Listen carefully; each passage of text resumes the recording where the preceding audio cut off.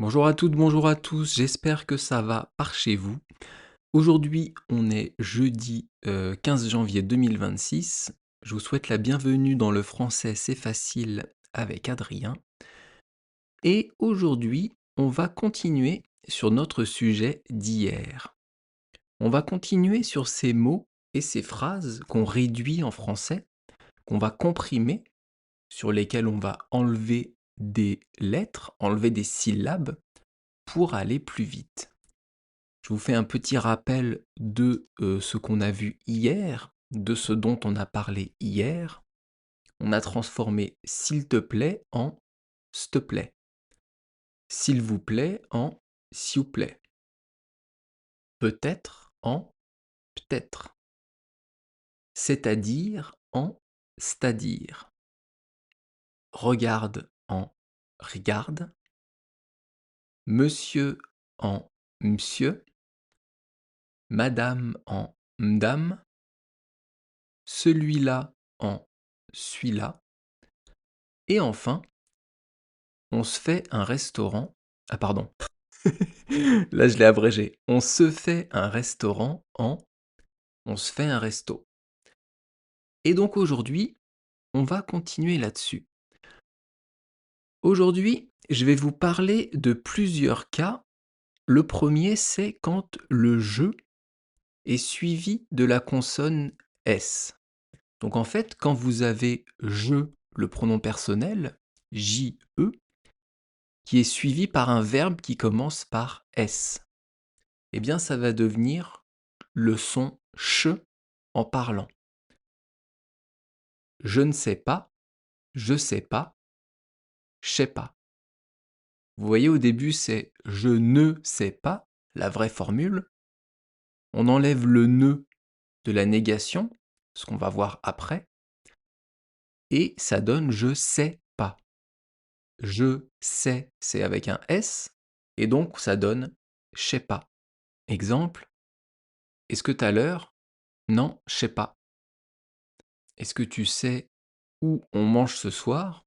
Non, je sais pas. Vous voyez, on entend le son ch, je sais pas. Pareil si je dis je suis d'accord. Je suis d'accord, suis c'est avec un S, et donc ça donne je suis d'accord. Je suis d'accord.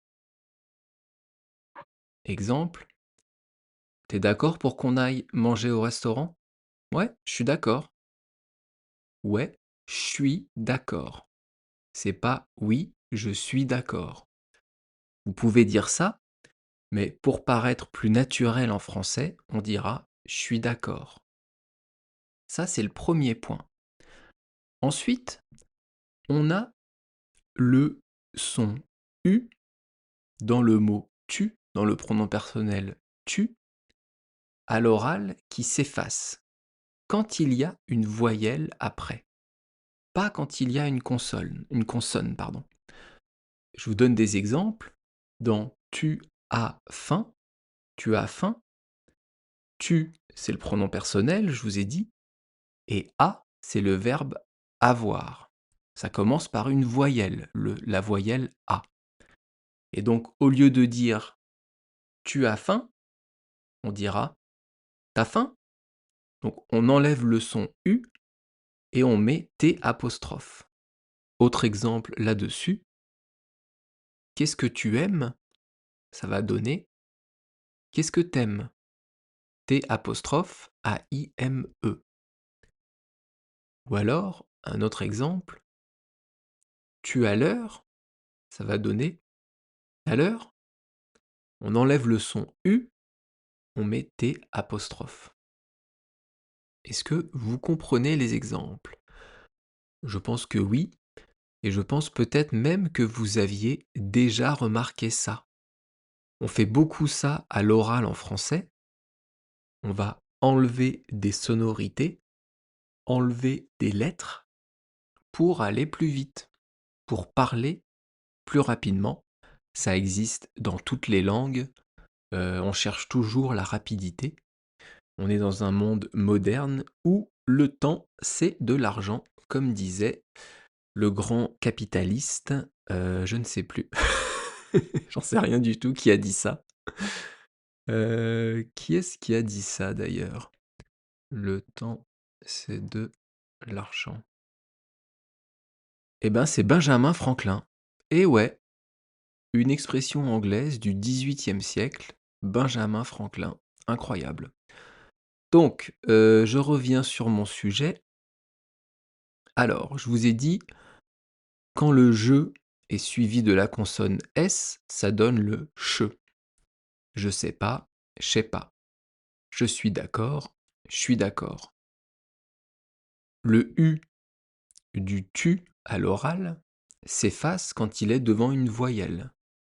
Tu as faim, tu faim, etc., etc.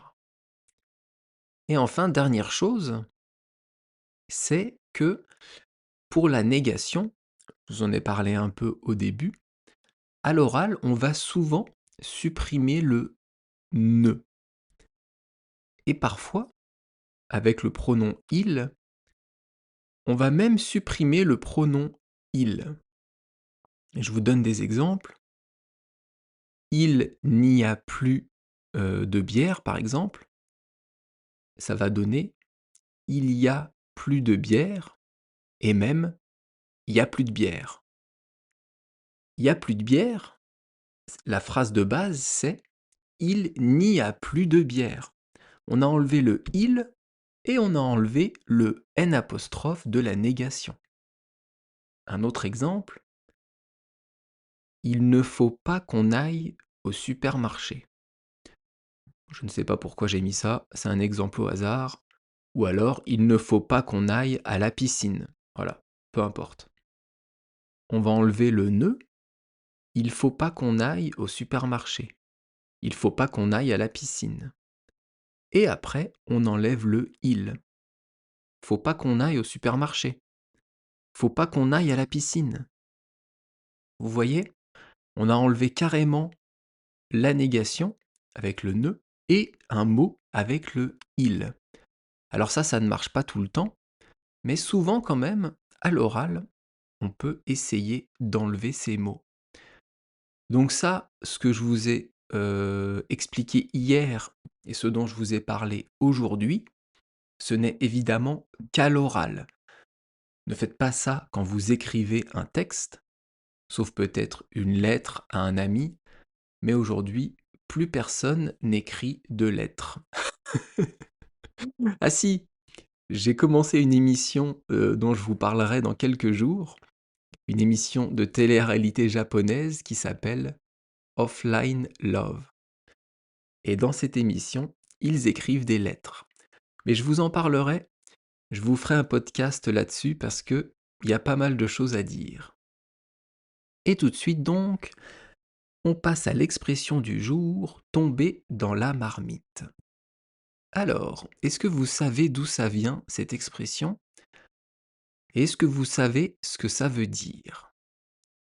Si vous connaissez Astérix et Obélix, alors vous connaissez cette expression.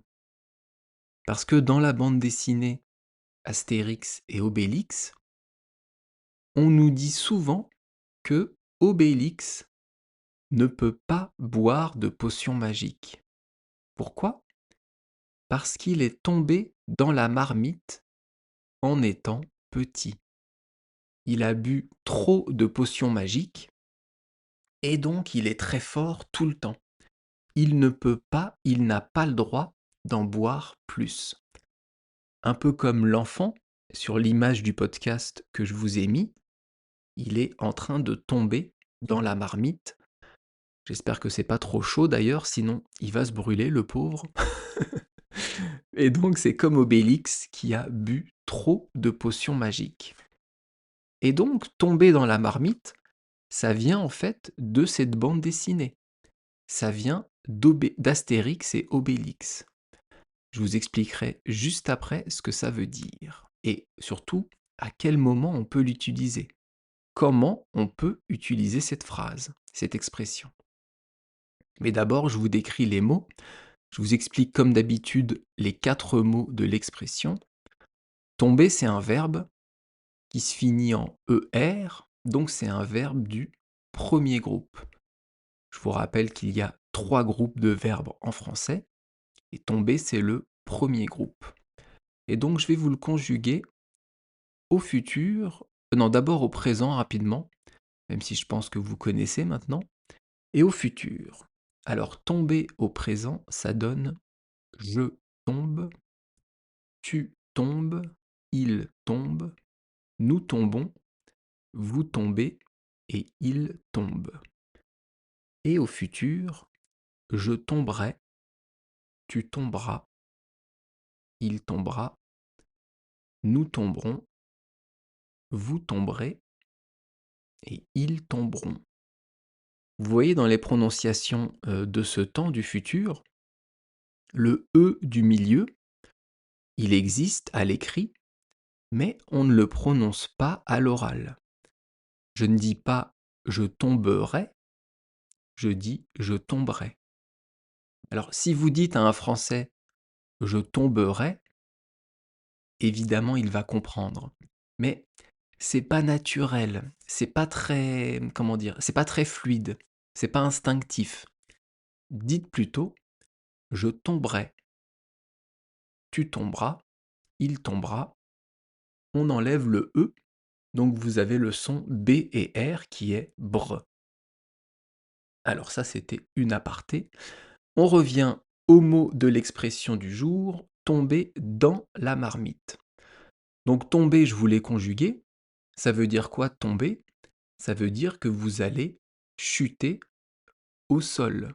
Vous êtes debout, vous marchez et vous tombez sur le sol. Vous prenez les pieds dans quelque chose, ce qui fait que vous allez vous retrouver au sol. C'est ça, tomber. C'est soit vous qui tombez, soit un objet. Bon, là vous n'avez pas entendu, mais j'ai essayé de faire tomber mon stylo par terre pour vous faire le bruit du stylo qui tombe. Mais ce super micro, il supprime les bruits extérieurs. Donc j'arrive pas, j'arrive pas à vous faire entendre un bruit de stylo. Enfin bref, donc vous pouvez tomber, un stylo peut tomber, un verre peut tomber, et il va se casser. Donc c'est ça, tomber. Ensuite, vous avez dans, c'est un rapport entre le contenu et le contenant. Dans, c'est à l'intérieur de quelque chose. Et là, ce quelque chose, c'est la marmite. La marmite, c'est quoi? C'est un gros récipient que vous trouvez sur l'image du podcast. L'enfant est en train de tomber dans une marmite, c'est ça la marmite. C'est comme une très grosse casserole, mais assez ancienne, avec une forme ronde sur le bas.